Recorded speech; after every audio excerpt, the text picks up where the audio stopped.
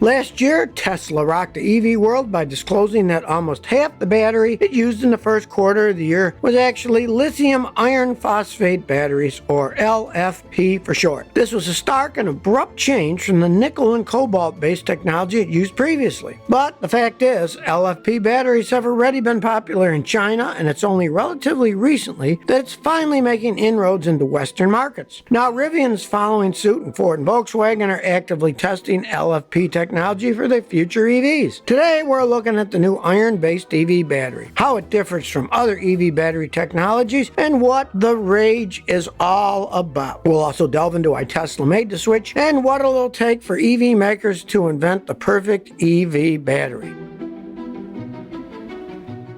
Chances are you have many different batteries in your home for consumer electronics. Whether we're talking about watches or cars, batteries pack a punch of portable power. But mind you, batteries come in all shapes and sizes. Take CR2032 batteries, for instance. These little warriors rock the world of wristwatches. Now let's not forget AA batteries that power your flashlight. Then we have the trusty AAA batteries, power your TV remote and control many small toys. And when's the last time you bought AAA batteries? Probably very rarely. Those power LED pen lights and laser pointers. There's also the sturdy C batteries. We also have the mighty D batteries. Think portable radios, automatic paper towel dispensers, and medical devices. Of course, there's also the notorious 9-volt batteries, which power kitchen equipment.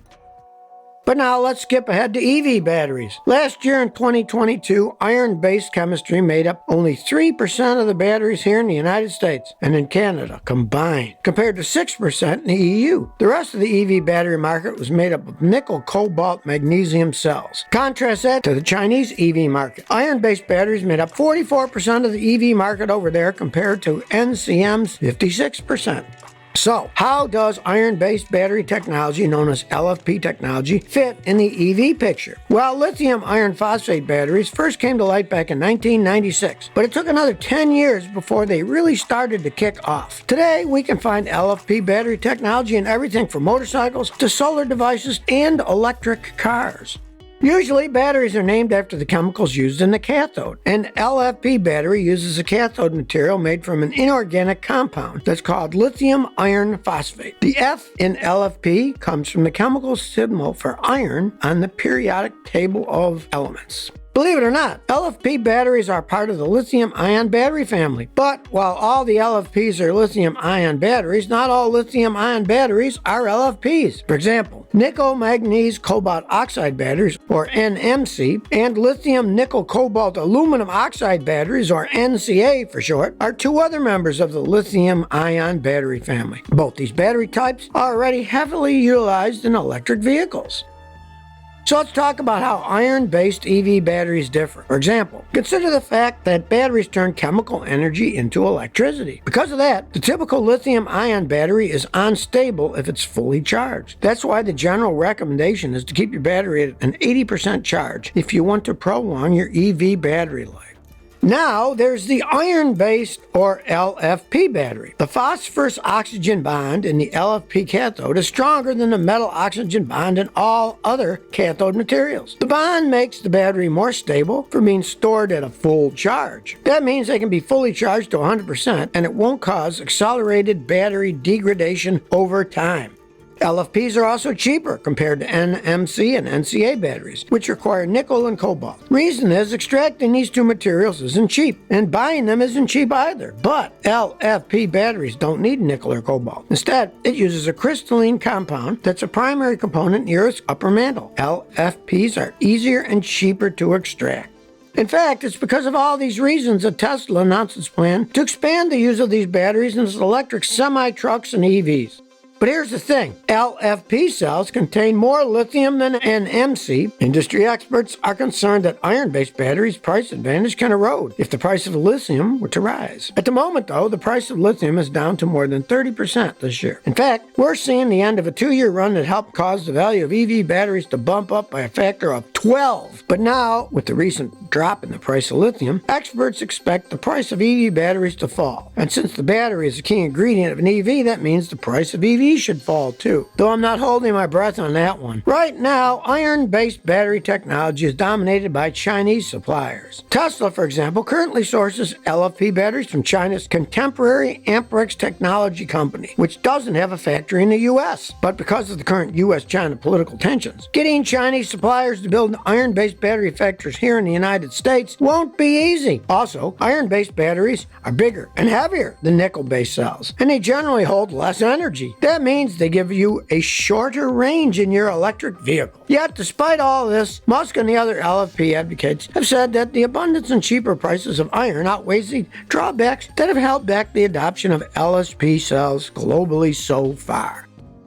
Anyway, there's Colin Campbell. He's an executive at Tesla's powertrain division. Last April, he announced that his team was expunging rare earth magnets from Tesla motors. The reason is because supply chain concerns and the toxicity of producing the magnets. Now, that doesn't mean Tesla has invented a new magnet material. That only happens a couple of times a century. Instead, analysts speculate that Tesla has decided to just use a much less powerful magnet. The most obvious candidate would be ferrite. It's a ceramic of iron and oxygen that's mixed with a bit of metal such as strontium. Like the materials in LFP batteries, ferrite is cheap and also easy to make. The thing is, ferrite is only around a tenth as powerful as neodymium magnets. So this won't be a switch without consequences. Before using a motor with permanent magnets, Tesla used to use induction motors around electromagnets. These would become magnetic by consuming electric current. You can still find these in models that have front motors. You may be wondering then why Tesla decided to get rid of rare earths and its powerful magnets and to opt for ferrite instead. And you wouldn't be the first to ask. It's a similar question industry experts asked when Tesla announced it would be producing more vehicles with LFP batteries that are heavier and produce less energy. But you see, in the long run, these choices can end up being better for business. It helps Tesla avoid dealing with expensive and politically dependent materials.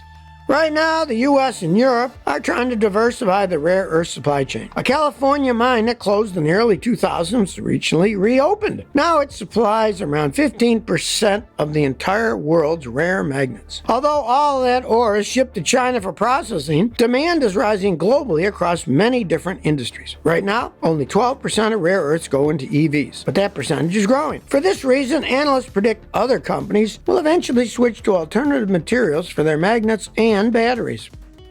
Now, obviously, ferrite isn't even close to the best alternative material to replace what we've been using right now for magnets. But it's all we've got. There are many challenges to creating the perfect magnet material. The material needs to be magnetic, it needs to be able to hold that magnetism in the presence of other magnetic fields, and it needs to be able to tolerate high temperatures. It also needs to be relatively easy to make. There have been promising newly developed magnets that contain manganese, for example, but they're unstable. Then there's the case where scientists find the perfect alternative magnet material, but it can't be created in bulk. That's why analysts believe that Tesla will probably still have a few grams of rare earths spread across its future vehicles for things like power steering, automatic windows, and windshield wipers. Making a complete switch is still going to take time.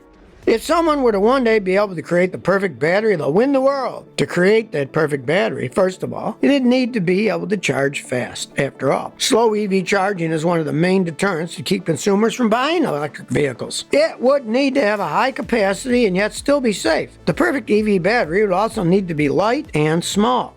Now, that sounds great in theory, but how much of this can actually get done? Well, when it comes to increasing charging speed, that's dependent on many factors. For example, lithium-ion batteries charge slower when they're cold as opposed to when they're warm. Then there's the fact that batteries are currently designed for maximum longevity. That means they take the same amount of time to charge from 80% to 100% as they do from 10% to 80%. How fast a battery can charge is also largely dependent on the charging station's power output. Lower power output means slower charging. So to increase battery charging speed, not only will manufacturers need to explore different battery materials, but they'll also have to adapt these batteries to the weather, safety concerns, and charging station outputs.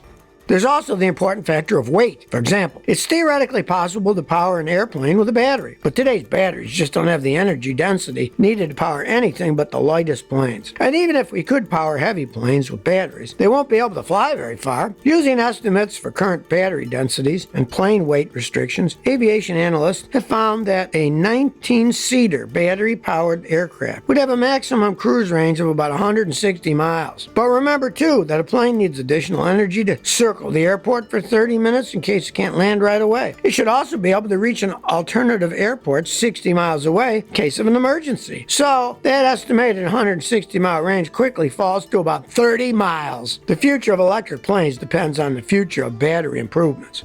Anyway, jumping back to Tesla, you probably heard about the ongoing EV price war. The thing is, many people don't realize that Elon Musk's idea to cut prices and protect volume over profit margins is similar to what Henry Ford did back in 1913. In 1913, when Henry Ford first started using a conveyor belt on his assembly line, he began to cut the price of the Model T. He wanted to boost sales so that Ford could build more vehicles in less time. Fast forward 110 years and Elon Musk has done the same thing. Since the start of 2023, Musk has been lowering the price of the most popular Tesla model. Tesla's profit margins are currently taking a hit. Despite this, Tesla still hopes to double its 2022 production and build 2 million vehicles this year. According to Musk, Tesla believes it's laying the groundwork to ship a large number of cars at a lower margin and then harvest that margin in the future. Anyway, with ambition like that, it behooves Tesla to make calculated decisions about the batteries that power its EVs. But now you tell me, what do you think about the new iron-based battery technology? Please share by commenting below. If you like this video, please like, share, and subscribe. Thanks for your support.